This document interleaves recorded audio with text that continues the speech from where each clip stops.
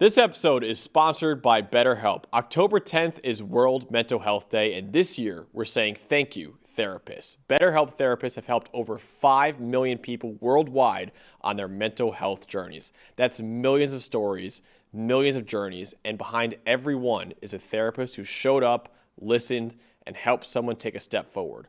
Moments in therapy, like the right question, a safe space to cry, or a small win, can change lives. This World Mental Health Day, BetterHelp is honoring those connections and the therapists who make them possible, while showing how easy it is to get guidance from a licensed therapist online with BetterHelp. With over 30,000 therapists, BetterHelp is the world's largest online therapy platform, having served over 5 million people globally. And it works with an average rating of 4.9 out of 5 for a live session based on over 1.7 million client reviews. This World Mental Health Day, we're celebrating the therapists who've helped millions of people take a step forward. If you're ready to find the right therapist for you, BetterHelp can help you start that journey. Our listeners get 10% off their first month at betterhelp.com/PFF. That's betterhelp.com/PFF.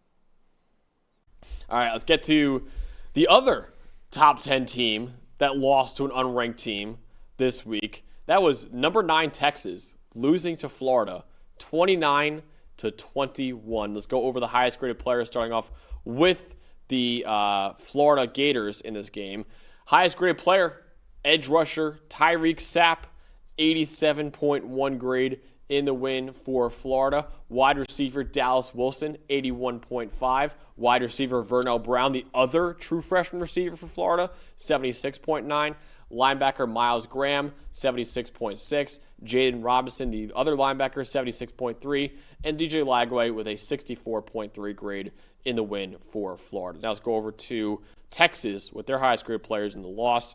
Michael Taff, 82.7, the safety. Ty Anthony Smith, the linebacker, 81.1. Edge rusher Colin Simmons, 78.7. Wide receiver DeAndre Moore Jr., 72.2. Guard DJ Campbell, 68.9. And Arch Manning with a 59.7 grade in the loss for Texas. Dalton, what told the story in this upset for Florida? So first and foremost, I really love the way that Florida actually came out with what looked like a real offensive plan this week. I didn't think they had it didn't look like from the start of the game they had much of one against USF. They threw the ball way too much against LSU, and that's secondary. You look at the way they played against Miami, they just looked scared in that game, scared of that defensive line. Designed rushing yards, Florida, 37 carries for 159 yards. Texas, 14 design carries for 22 yards. You talk about winning in the trenches, and we talked about that constantly with Miami, and then what they did to Florida a couple weeks ago. That's exactly what the Gators did to Texas in this game. The Gators had the ball for 34 minutes, and DJ Lagway honestly playing a more complimentary role because, look, he was losing confidence, and the decision-making was a little bit off. And, chucking those deep shots all the time, you have to make it less predictable, right? And you have to set those shots up. DJ Lagway, you know what I like? 9 of 12 with a touchdown on play action. It just looked like a more sophisticated offensive game plan from the start. Run it through Jaden Ball first. Then let Lagway be the complimentary piece. Don't ask. He's too young to carry you right now. I know he's got the talent. I know he's got the big arm. But this is what the Florida Gators should do more often. The best part of their team, or their offense at least, is what? Their offensive line. Get behind it. Let Jaden Ball work. Let the play action work off of that. And then once in a while, once it's set up and you have the look, then take the deep shot with Lagway. Great offensive game plan here from Billy Napier. And the reason why they could run the ball so effectively in this game, Florida dominated Texas in the trenches in this game. Dalton, my stat is Florida had 7 sacks on Arch Manning. Texas had 6 pressures on DJ Lagway. So Florida had more sacks in this game than Texas had total pressures in this game.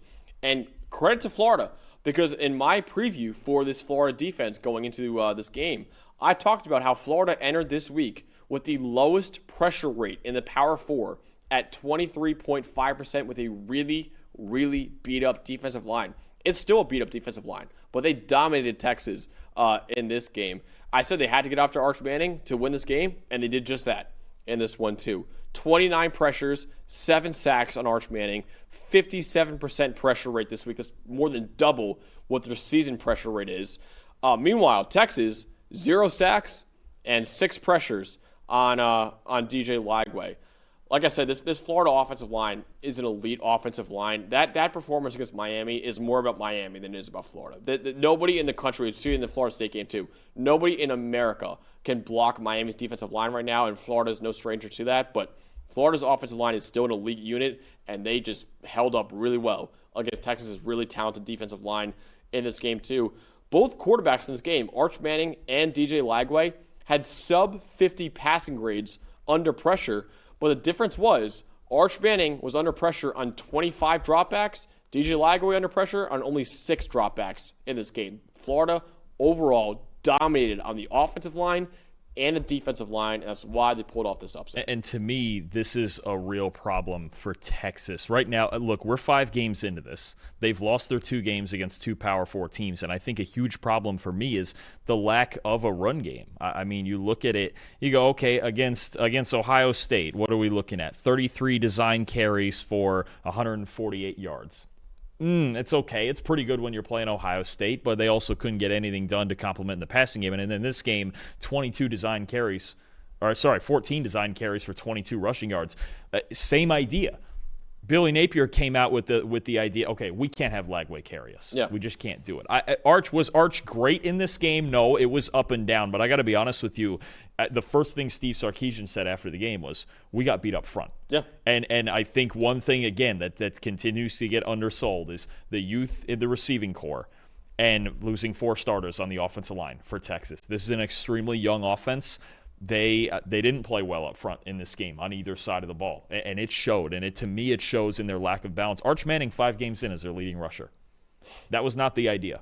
No. That was absolutely not the idea. Really talented running backs, yeah, too. and it's just they're not getting it done up front and not creating enough balance on offense to make this happen. So, look, Texas, another team, I think just like Penn State. And I know, look, the Ohio State loss, that's the number 1 team in the country, but Texas has a brutal schedule. Even if you think they could make the playoff at 9-3, what are we looking at here? I mean, they play Oklahoma next week.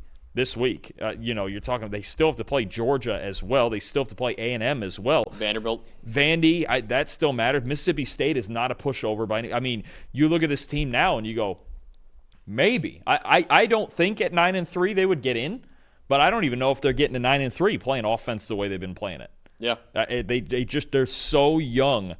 And right now, it is just on all levels, not just Arch Manning. It is not clicking on very many cylinders right now. Yeah, I would put them in the same category as Penn State, where it's almost like you have to win out to make the playoff. I don't think they'll get in at 9-3. Penn State will not get in at 9-3. No, absolutely not. Texas, there's a world where they get in at 9-3, but it's tight, man. So I almost think they have to win out, but even getting to 9-3, though, is going to be really difficult for getting through this week in Brent Venables. Yeah. It's going to be tough with Oklahoma. I mean, we don't know if John Mateer will be back, and honestly, I don't even care. It's more about the defense and the way this Texas offense is just not producing. I mean, the 2 big games they played in, they've scored 28 points total. Yeah. You go in there looking like that against Brent Venables, you're going to look the same. Yeah. Who do you want to shout out here in this Florida victory? I mean, look, you mentioned that defensive line. Tyreek Sapp. This felt like the first game where we're like, oh, okay, there he is, right? I mean, there he is. Not just, 5 pressures and a 70 pass rush grade is solid. But, again, the dominance in the run game. This guy's one of the best run defenders in the country. He was that last year. He can move inside, outside, wherever you want. He's got good size, 90.3 run defense grade. That means a lot in a game like this because if you're talking about Billy Napier, obviously trying to run the ball on the offensive side, you also want to stop the run. Again, it's about controlling the pace of the game. The same way Alabama did to Vanderbilt, that's exactly what Florida did throughout this game. They ran the ball very well. They stopped the run with the best of them. Tyreek Sapp is generally the first reason that happens in this defense. He was outstanding in this game. Absolutely, yeah. He's one of the few guys that has not been hurt for this Florida defensive line yet, and he showed up in this game too. So for a beat-up Florida defensive line to dominate like that, they needed their superstar Tyreek Sapp to dominate, and he did just that in this game for the Gators. I want to shout out Dallas Wilson, man. Dallas Wilson, this true freshman wide receiver that we had as one of our 10 true freshmen to know going into the year.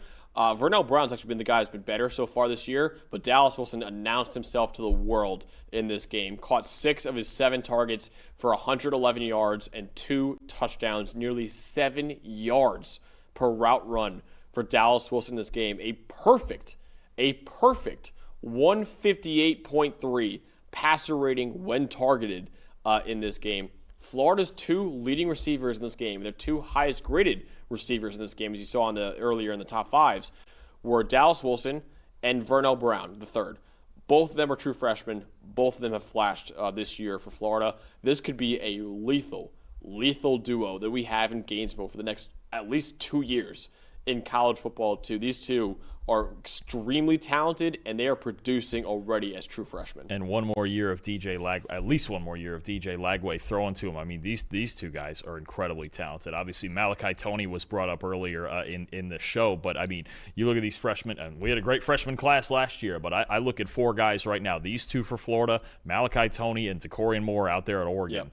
Boy, wide receivers just keep getting better every single year, and apparently that's at the high school level and coming in as true freshmen in college too. These 2 guys are unbelievable, and I think you start to look at those 2 guys getting targets. Guy like Troy Wilson in this game got 1 target, maybe just a different mentality here from the Gators too of, look, I don't care how old they are, the best players are going to play. And in this game, those were the 2 best receivers for the Gators by far. Yeah, absolutely. Yeah, a guy like J. Michael Sturdivant too.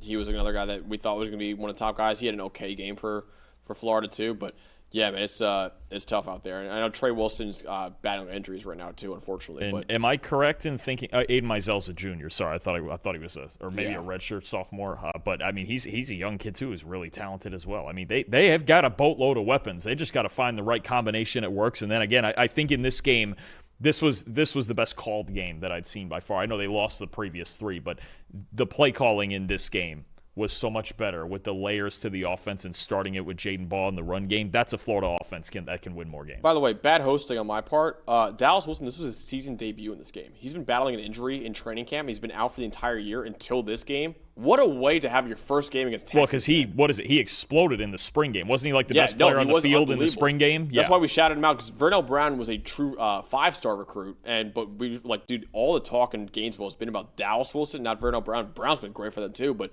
Dallas Wilson had a left foot injury in training camp, and this is his first game. In his first game against that Texas defense, to go for a $111 and 2 touchdowns. I mean, it feels like last year all over again, where it's bad start, but you better be ready when you play the Florida Gators. And you know what? People were kind of making fun of DJ Lagway when he said, hey, this offense is going to pop pretty soon. Just you watch. And people were like, okay, DJ, let's see. Maybe the key was Dallas wasn't getting back from injury. Could be. Maybe he probably knew. He's like, hey, we got this beast coming. A couple weeks from now. Is it out of the question that maybe he walks in there and he's their best player? Yeah, we're seeing it in Miami. Are we not? I mean, Oregon. Their number 1 receivers are true freshmen. We saw it last year at Ohio State. They won a title with it. I mean, I totally slipped my mind. This is his debut. That's crazy. Against that defense. That's crazy. Yeah. Oh my God, we're talking about superstar. Yeah, Dallas Wilson. Shout out him, man. Shout out him and Vernell Brown. They got weapons there in Gainesville right now.